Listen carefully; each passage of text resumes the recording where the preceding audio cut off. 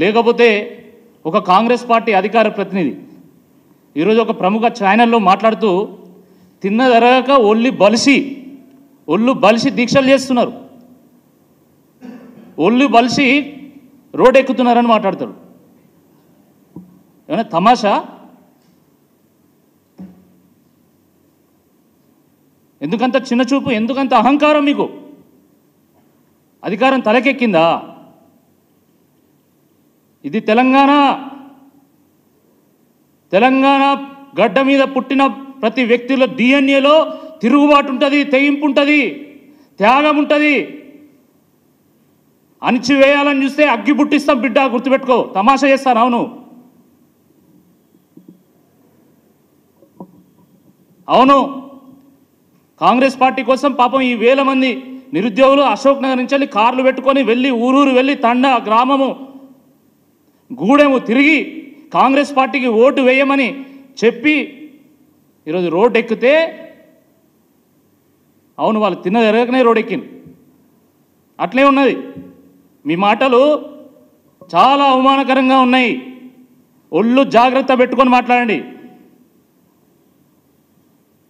లేకపోతే తెల్లారు లేస్తే రేవంత్ రెడ్డి గారు ముఖ్యమంత్రి స్థాయిలో ఉండి ఎవరు కొట్లాడినా కూడా వాళ్ళు ఇంకా బీఆర్ఎస్ ఉన్నది అంటాడు.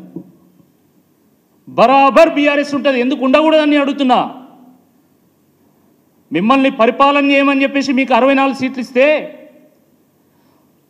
మీరు ప్రతిపక్షంగా ఉండని చెప్పి బీఆర్ఎస్ పార్టీకి 39 సీట్లు ఇచ్చింది వాస్తవం కాదని అడుగుతున్నా. మీరు ప్రతిపక్షంలో ఉండండి, ప్రజల పక్షంగా కొట్లాడండి, ప్రజల కోసం కొట్లాడండి అని చెప్పేసి ఆ ప్రజలే మాకు తీర్పునిచ్చిండ్రు. ఏ ప్రజలైతే మిమ్మల్ని అధికారంలో కూర్చోబెట్టిందో ఆ ప్రజలే ప్రతిపక్షంగా ఉండండి, ప్రజల కోసం కొట్లాడండి అని చెప్పి మాకు తీర్పునిచ్చిండ్రు. అది వాస్తవం కాదా అని అడుగుతా ఉన్నా.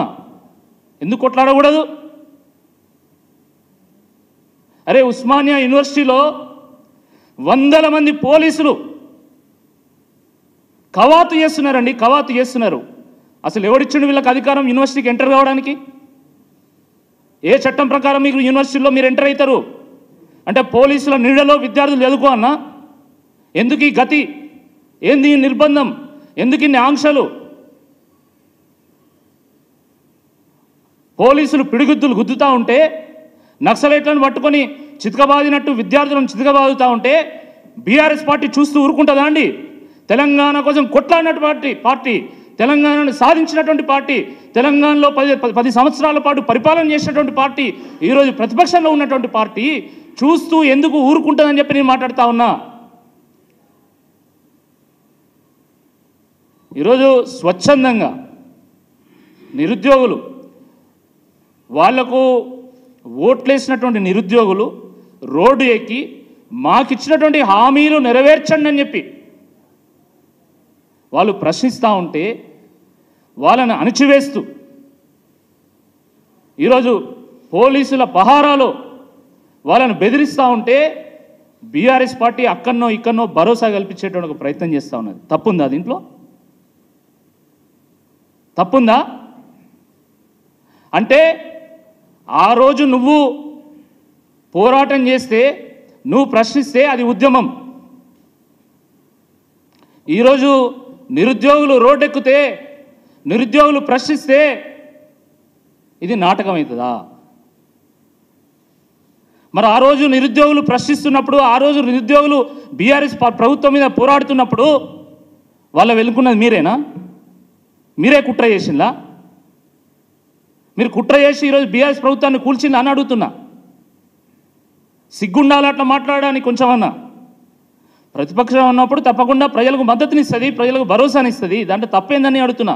ఏదో బీఆర్ఎస్ పార్టీ అంటే ఒక తీవ్రవాద సంస్థ అయినట్టు, నక్సలైట్ సంస్థ అయినట్టు, ఓ అతివాద సంస్థ అయినట్టు, బీఆర్ఎస్ పార్టీ రాష్ట్రానికి ఏం చేయనట్టు, యువతకు ఏం చేయనట్టు, ఏ మాటలండి? నాకు అర్థం కాదు ఇది.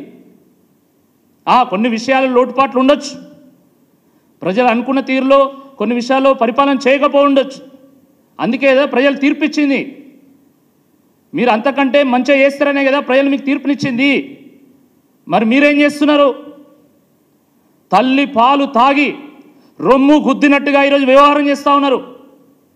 ఏ యువత అయితే మిమ్మల్ని అందలం ఎక్కించిందో ఆ యువత నోట్లో మట్టి కొడుతున్నారు, మోసం చేస్తున్నారు. అన్నం పెట్టినోనికి సున్నము పెడుతున్నారు. ఇది వాస్తవం కాదని అడుగుతున్నా.